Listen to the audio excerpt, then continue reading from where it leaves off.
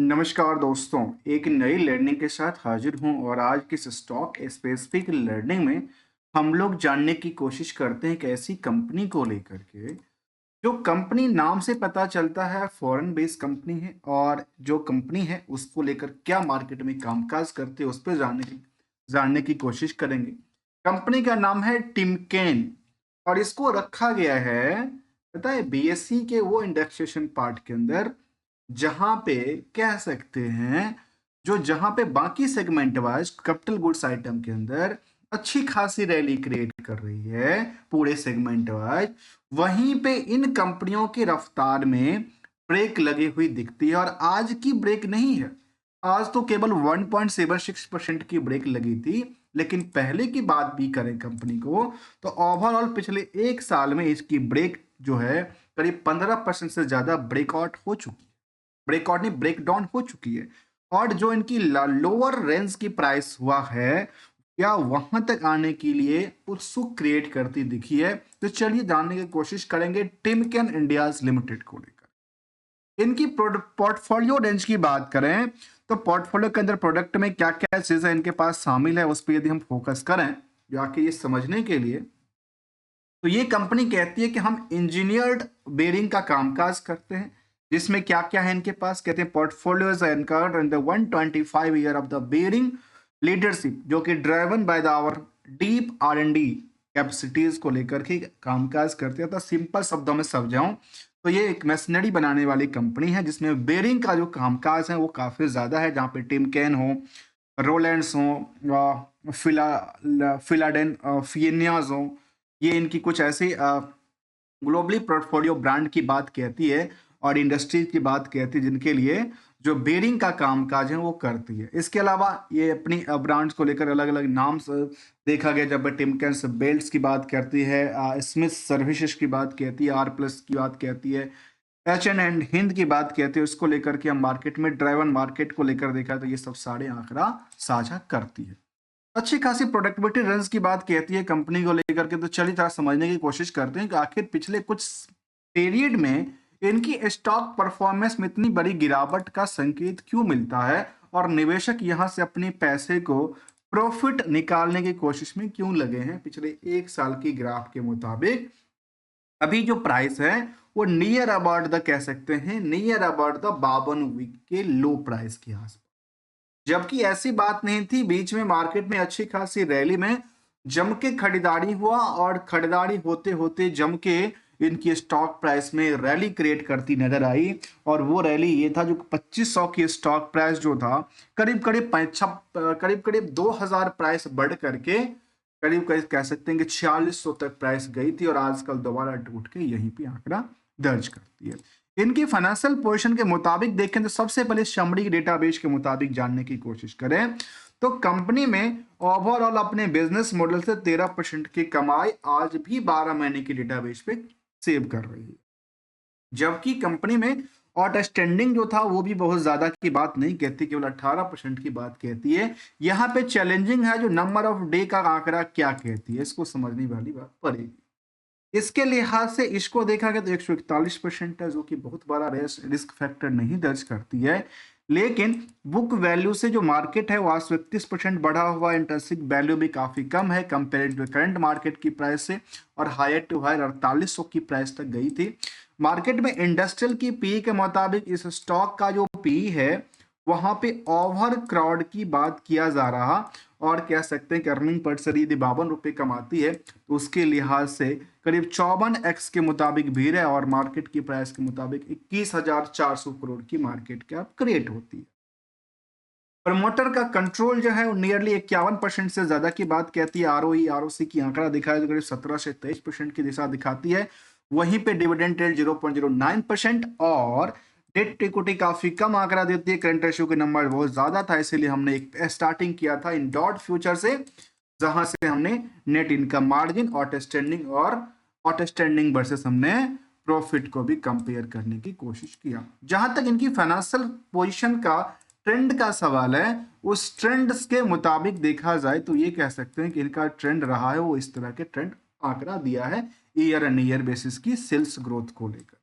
अर्थात कह सकते हैं कि revenue growth plus others of income को भी इंक्लूड कर दिया तो थोड़ा बहुत करके अप डाउन का सिचुएशन रहा है। वैसे ही क्वार्टरली डेटाबेस के मुताबिक देखा जाए तो जो इनका ट्रेंडिंग ग्राफ रहा है वो अप डाउन के सिचुएशन से झेलती निकल के आई है, जहां पे पिछले मार्च में तो अच्छी खासी रैली थी, बाद में मार्केट थोड़ा सा डाउन साइड होती गई और ओवरऑल वाई के मुताबिक 10% की वृद्धि के साथ साथ नेट इनकम सोर्स में 3% से ज्यादा की गिरावट दर्ज करती दिखी है। लास्ट 12 महीने के डेटाबेस में 3000 करोड़ की टर्नओवर रही, जो कि इससे पहले इस तरह के कभी भी टर्नओवर नहीं था। तो ये कह सकते हैं कि अपने टर्नओवर के मामले में लगातार बढ़ा रही है। ऑपरेटिंग प्रॉफिट को मार्जिन के बेसिस पे भी देखा है तो काफी अच्छी खासी ग्रोथ है, कई बार तो 30% तक की आंकड़ा उन्होंने टच किया है। फिलहाल यहाँ पे 19% के आसपास दिशा दिखाती है। प्रॉफिटिलिटीज का नंबर को यदि रिस्क फैक्टर की इंटरेस्ट बर्डन को देखें तो बिल्कुल नहीं है, तो कह सकते हैं कंपनी बिल्कुल ही इंटरेस्ट फ्री के तौर पे कंपनी कामकाज करती है। क्वार्टर ऑन क्वार्टर डेटाबेस पे इनकी सटीकता की तरफ भरोसा करता है। वहीं पे इनके ईयर ऑन ईयर बेसिस का ग्रोथ का आंकड़ा जो था, जहां पे सेल्स में लगातार अप ट्रेंड था, प्रॉफिट की अप ट्रेंड की बात कहती है, स्टॉक प्राइस को अप ट्रेंड और डाउन ट्रेंड के मुताबिक एवरेज किया जाए तो यहाँ पे रिटर्न इक्विटी नियर अबाउट 18 से 20% तक की अप ट्रेंड की बात दिखती है। इसके अलावा यदि हम इनके ओवरऑल डेटा को देखा तो करीब 13% की कमाई को सेव करती है, जिसमें रिस्क फैक्टर करीब करीब 3 महीने की बात कहती है और near about the same time में ये अपने वेंडरों को पेमेंट भी देती है। यदि कंपनी की बैलेंस शीट की पोजीशन सितंबर तक की डेटा को देखें तो 18 करोड़ की इनके पास कर्ज था, अब कुछ है ही नहीं कर्ज। बाकी जो इनके फंड हैं वो सारे के सारे फंड फिक्स एसेट्स में, वर्किंग प्रोग्रेस में, इन्वेस्टमेंट में लगा के रखा है। अदर एसेट्स के अंदर भी काफी सारे फंड का डिस्ट्रीब्यूशन करके रखे, लोकेशंस हैं जहाँ पे इन्वेंट्रीज हों, ट्रेड रिसीवेबल्स हों, कैश एंड कैश इक्विवेलेंट्स की बात करें तो अल्टीमेटली ये कह सकते हैं जो खाना पूर्ति अभी तक नहीं देखने को मिला है। जो बैलेंस शीट की डेटाबेस है उसके मुताबिक ये स्थिरता की बात दर्ज करती है। वहां पे स्थिरता के साथ साथ यदि पीयर से कंपेयर करते हैं, जो कि इनको इंडस्ट्रियल बेयरिंग इंडस्ट्री से बिलोंग करने वाली कंपनी में रखा गया, जहां पे फिलर्स इंडियाज हैं, टिमकिंस हैं, एसकेएफ जैसे इंडिया कंपनी शामिल है। वहीं पे इन सभी कंपनियों की ऑन एवरेज यदि नेट इनकम सोर्स को देखें तो यहाँ पे ये कंपनी में करीब करीब 13% की कमाई करती है। बाकी कुछ कंपनियां तो ऐसी भी है जो 21% तक की सेविंग को क्रिएट करती है, जिसमें कि एसकेपी वेरिंग का नाम शामिल है, और कुछ ऐसी भी कंपनी जो कि 19% तक की आंकड़ा को साझा करती है। और स्टैंडिंग बेसिस पे भी देखा है तो मार्केट में ऑन एवरेज सबका रेशियोज ऐसा ही है, जहां पे 100 से लेकर के 150% तक की आंकड़ा को टच करती है from the standing versus profit को नंबर को लेकर। तो इसमें कोई बड़ी ऐसा नहीं है कि यहाँ पे बहुत ज्यादा हलचल क्रिएट करती दिखे। जबकि निवेशकों का इंटरेस्ट इस कंपनी में ये जाहिर करता है कि कंपनी में promoter side in the Singapore based की कंपनी है, तो सिंगापुर की होल्डिंग्स करीब 51%, ज्यादातर इसमें जो एफआईबी होगी वो भी सिंगापुर से बिलोंग कर सकती है। तो गवर्नमेंट ऑफ सिंगापुर ही है यहाँ पे, जो 3% के आसपास होल्डिंग है। आम निवेशकों के पास भी होल्डिंग है, जबकि डीआई की होल्डिंग भी यहाँ पे, चाहे निपॉन्स हो, एचडीएफसी लाइफ हो, एचडीएफसी म्यूचुअल फंड हो, एसबीआई जैसी कंपनी शामिल है जिनकी अच्छी खासी होल्डिंग यहाँ पे बनी है। आम निवेशकों के पास यदि होल्डिंग की बात करें तो 11% की होल्डिंग है, जिसमें करीब करीब 70,000 से 75,000 निवेशकों का इंटरेस्ट जुड़ा हुआ है। ऑन एवरेज देखा गया कि रिस्क के मुताबिक यदि हम रिटर्न को एक्सपेक्टेशन देखें तो रिस्क से कई गुने की रफ्तार से जो रिटर्न का एक्सपेक्टेशन है काफी ज्यादा बड़ा है, लेकिन स्टॉक की प्राइस लगातार गिरती जा रही है। तो कहते हैं ना, कुछ ऐसी सिचुएशंस जो काम कंपनी का अच्छा हो, कामकाज कंपनी का खुद का कारोबार अच्छा करता है, पर स्टॉक की परफॉर्मेंस में उस लिहाज से देखने को नजर नहीं आ रही है। बोर्ड मीटिंग को लेकर के अपडेट दिया था, और बोर्ड मीटिंग को लेकर अपडेट ये दिया था कि इनका जो रिजल्ट एक्सपेक्टेशंस है वो नियरली कह सकते हैं कब आने वाली है।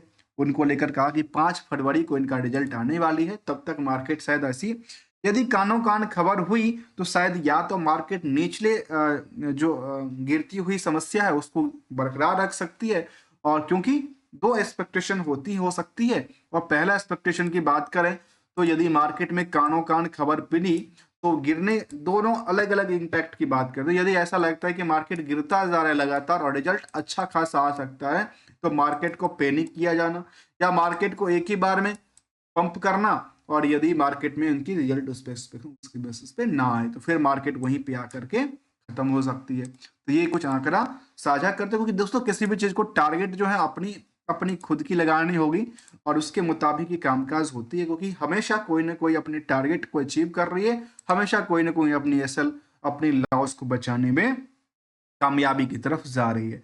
जहां पे निवेशकों को लेकर की कंपनी की तरफ से देने वाली बात है, वो कंपनी डिविडेंड की पे आउट हमेशा करती रही है। 2020 हो, 21 हो, 22 हो, 23 हो, 24 हो, लगातार देती रही है। रिजल्ट के जो एक्सपेक्टेशन था उसके मुताबिक यदि क्वार्टर ऑन क्वार्टर डेटाबेस को देखें तो सेल्स में गिरावट के साथ साथ यदि हम ऑपरेटिंग प्रॉफिट मार्जिन देखें, नेट प्रॉफिट मार्जिन देखें, यहाँ पे गिरावट ही गिरावट दर्ज करती दिखी है। पिछले कुछ सालों की डेटाबेस के मुताबिक कंपनी ने जो परफॉर्मेंस लेवल था इनके स्टॉक परफॉर्मेंस को लेकर के, वहां पे डिमांड बढ़ी थी केवल 3 साल से लेकर 10 साल तक। उसके बाद मार्केट ने इसको लगातार डिक्लाइनिंग ही करती दिखी है। और ये जो सिचुएशन डिक्लाइनिंग का है वो ये दर्ज करती है कि आज यदि मार्केट बहुत टूट गया और उस टाइम पे बहुत मार्केट हाई था, तो एक बिल और बेयर रेंज के हिसाब से टाइम फ्रेम के मुताबिक वैसा आंकड़ा निकल के आती है। लेकिन अल्टीमेटली जो देखा जाए, यदि आप चार्ट ग्राफ को देखते हैं तो देखिए हमेशा कोई ना कोई अपनी टारगेट अचीव कर रहा है, कोई ना कोई बिकवाली कर रहा है, भले ही डिमांड को कम करके या डिमांड को बढ़ा करके। यहाँ सब के सब डिस्काउंट में बेचने के लिए रेडी है, तो सबको लगता है कि शायद मार्केट अभी टिकाऊ नहीं है, इसीलिए मार्केट में पैनिक क्रिएट होना स्वाभाविक सी बात है। यदि हम रिसेंटली अपडेट करो मार्केट को लेकर के, तो एक नज़र देखिए मैं मार्केट को लेकर चलता हूं, जहां पे एक फोकस में इन पार्टों को लेकर दिखाता हूं कि मार्केट में ऐसा हो क्या रहा है। देखिए दिनों दिन मार्केट, इंडियन मार्केट टूटता क्यों जा रहा है, उसके पीछे एक वजह है। तो यदि आप इन पार्टों को देखें, चाहे 15 तारीख को, 14 तारीख को, 13 तारीख को, 10 तारीख को, इस सप्ताह की देखें 10 से लेकर के और 16 तारीख तक की, अर्थात कल तक की, तो कल कह सकते हैं करीब 7 5 12 7 7 14 और 14 8 14 और 9 कह सकते हैं कि करीब करीब 24,000 करोड़ का यहाँ से बिकवाली हुआ है। जब इतनी सारी बिकवाली होगा तो अल्टीमेटली क्या होगा, जब आप गुल्लक से पैसे निकालेंगे बार बार, तो गुल्लक का वेट तो कम होगा ही होगा। जबकि दूसरी तरफ उस गुल्लक में पैसे डालने वाले जो मार्केट के लोग हैं, जिसमें एफआई की जब बिकवाली कर रहे हैं, जो डीआई इसको खरीदने में व्यस्त है। अर्थात ये समझिए डीआई कभी बेचता नहीं है इंडिया में, बिकवाली का प्रेशर काफी कम रहता है। जितना तक 13 तारीख तक भी डेटाबेस को देखेंगे तो करीब करीब 6,700 करोड़ तक की खरीदारी किया है। अर्थात इंडियन मार्केट की इतनी कैपेसिटी हो चुकी है धीरे धीरे कि मार्केट इतनी गिरने के बावजूद भी इतने पुल बैक के साथ निवेशक जो हैं यहाँ के डीआईओ खरीदने में व्यस्त है। और आम निवेशक उसी निवेश में अपनी भागीदारी बनाता है, चाहे वो एसआईपी के थ्रू हो, चाहे म्यूचुअल फंड के थ्रू हो, चाहे वो इंश्योरेंस के थ्रू हो। तो ये एक मार्केट की भागीदारी क्रिएट करती है और दूसरी तरफ एफआई ने अपनी बिकवाली करने की कोशिश करती दिखी है। तो हमने जानने की कोशिश किया, अपने टारगेट को हमेशा देखना चाहिए, अपने टारगेट के मुताबिक ही कंपनी का काम, अपनी किसी एक्सपेक्टेशन को लेकर कामकाज करना चाहिए। मिलेंगे कुछ नई लर्निंग के साथ, तब तक के लिए थैंक्स फॉर द ज्वाइनिंग दोस्तों।